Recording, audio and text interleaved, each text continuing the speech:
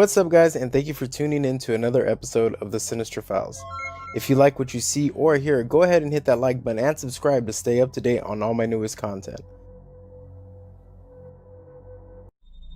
You don't need to believe in ghosts to enjoy a good ghost story. The tales have grown over generations around reputedly haunted places and can take on a fantastic life of their own. They surround a place and can influence our experiences of them. All it takes is a creepy place, a touch of imagination, and a glimpse of something unexpected, only half seen. So prepare to suspend your disbelief for this countdown of the 7 most haunted places in the United States.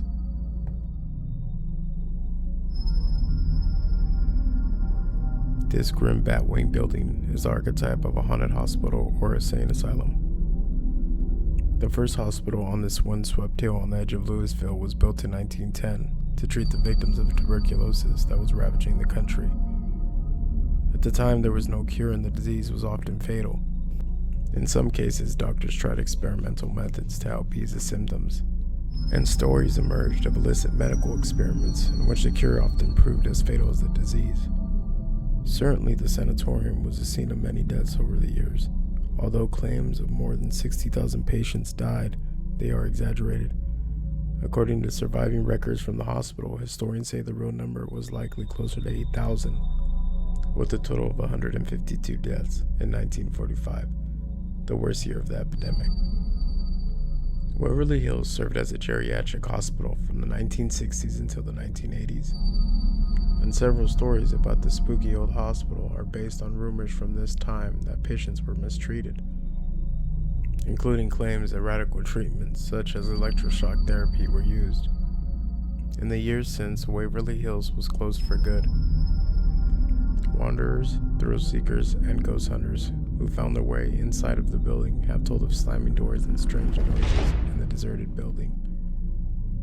Others reported hearing footsteps and screams of patients from empty rooms. Ghostly, shadowy forms have been said to gather in the building's dark recesses and are said to follow visitors through the narrow corridors. Phantom footsteps and voices reportedly echo along the dead tunnel where the bodies shoot, an underground tunnel that leads from the hospital to the railway tracks at the bottom of the hill to transport the dead away from the hospital where the living patients would not see them. Several stories center on the 5th floor of the hospital, where tuberculosis patients with mental disturbances were reportedly treated. In particular, room 502, where 2 nurses are said to have killed themselves, one by hanging and the other by jumping to her death, is said to be haunted. Some visitors have claimed to see mysterious shapes moving in the windows, or to have heard voices telling them to get out.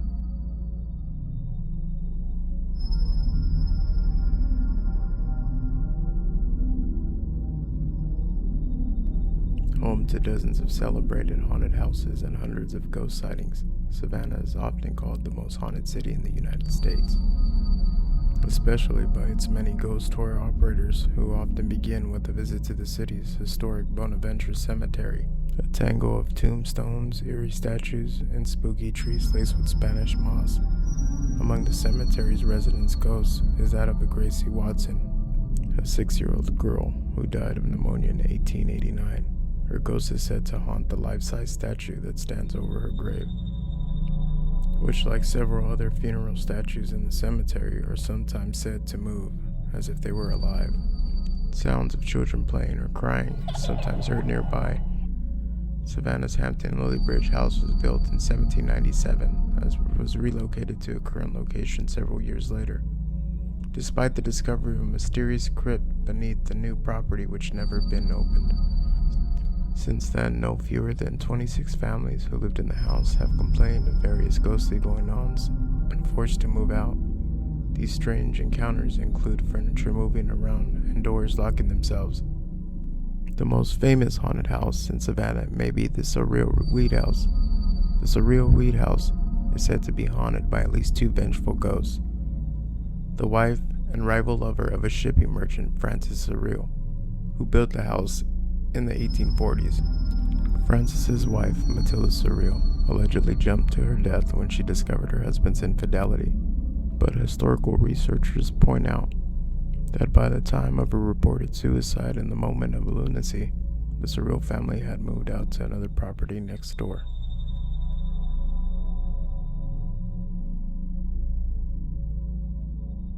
The Whaley House in San Diego is the most haunted house in America according to Life magazine. The home was built in 1857 on the site of a former graveyard and gallows. Over the years, it served as a family home, grain store, the San Diego County Courthouse, the city's first commercial theater, a ballroom, a billiard, and a school.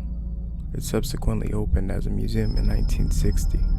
The oldest resident ghost at Whaley House is said to be a convicted robber, Yankee Jim Robinson, who was hanged in 1852 from the gallows that stood on the property before the house was built. According to newspaper reports, as the wagon holding him beneath the gallows moved away, Yankee Jim dragged his feet on the wagon for as long as possible, before swinging like a pendulum and slowly strangling to death. Although Thomas Whaley, a settler and merchant, witnessed Yankee Jim's gruesome execution, that didn't prevent him from purchasing the property a few years later and building a house there. But within a few weeks of moving in, the Whaley family reported hearing heavy footsteps as if made by boots of a large man, and reports of footsteps and other sounds have persisted over more than 100 years. The youngest daughter of the family, who lived in the house until 1953, was reportedly convinced that it was haunted by the ghost of Yankee Jim, and the visitors to the museum in the 1960s also reported hearing phantom walking noise. Other visitors say that they've seen ghosts of the Whaley family themselves, and the ghost of a woman in a long skirt in the former county courtroom.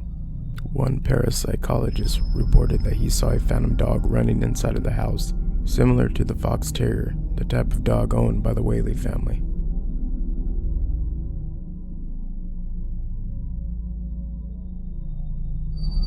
This small cemetery in a forest on the outskirts of Chicago has earned a reputation as the most haunted graveyard in the United States, thanks to more than 100 documented sightings of ghosts, strange lights, and other suggestively supernatural episodes. During the 1950s, after an outbreak of vandalism at the remote site, several people claimed to have seen an entire phantom farmhouse shimmering above the graveyard, which reduced as they approached it. Others say they have seen ghosts of a farmer and his plow horse who died when they were dragged to their death in a nearby pond. Some people driving on the roads near the cemetery at night have reported encounters with a phantom 1940s gangster-style car that appears on the road in front of them before turning off the road and disappearing. Others claim to have crashed into the phantom car at a sharp curve in the road, but after the shock had passed, there was no damage and no other car. In 1991, the Chicago Sun-Times newspaper ran a celebrated photo taken by a visitor to the graveyard, showing what appeared to be a semi-transparent form of a woman in an old-fashioned dress sitting on a gravestone. The photographer, part of the paranormal research team, claimed that the woman was not visible when the photograph was taken. The figure in the photograph has become known as the Madonna of Bachelor's Grove and may be linked to the legend of the White Lady, the ghost of a woman buried next to her young child and who is said to walk through the graveyard on nights of the full moon with the infant wrapped in her arms.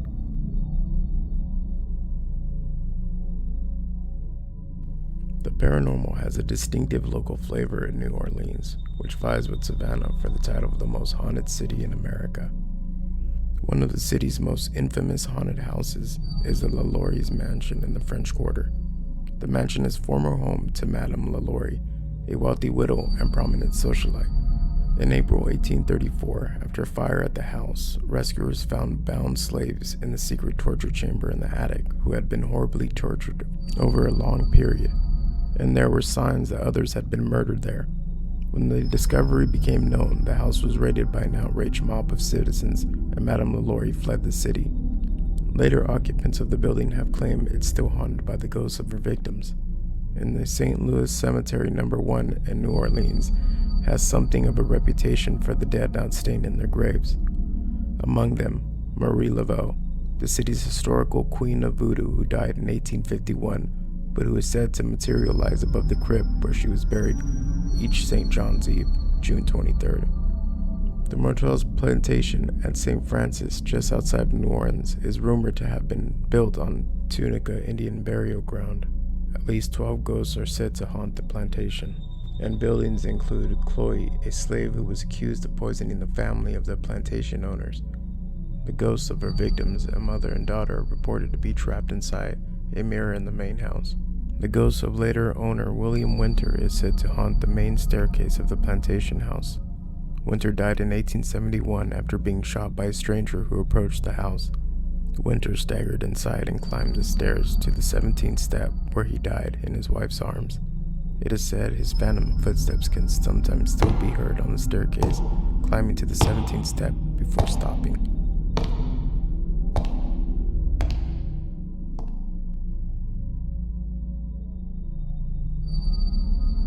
The largest and deadliest battle of the American Civil War took place at Gettysburg, Pennsylvania in 1863.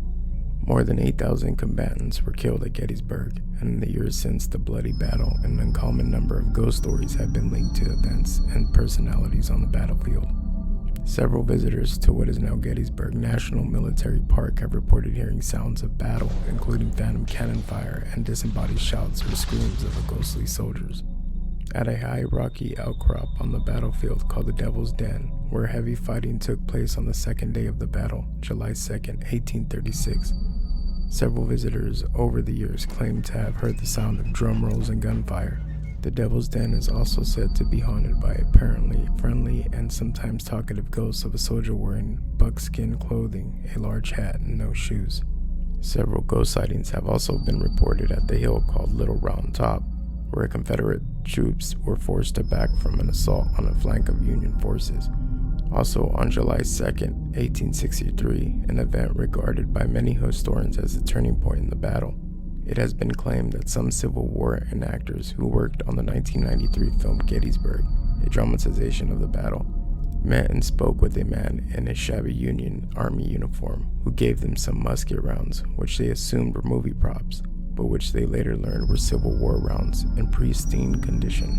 Legend tells that 3 Confederate soldiers were hanged at Sachs Bridge, a covered bridge a few hundred yards west of Gettysburg Field. Some stories say the soldiers had deserted from their unit, while others say they were hanged as spies. The bridge is now a favorite site for ghost hunters, and some claim to have heard sounds of loud gunfire and galloping horses, while some others reported seeing a strange moving mist and explicable light. Sachs Bridge is one of the lines of retreat for General Robert E. Lee's defeated Army of Northern Virginia after the Union victory at Gettysburg, and the smell of smoke from the general's pipe has sometimes been reported nearby.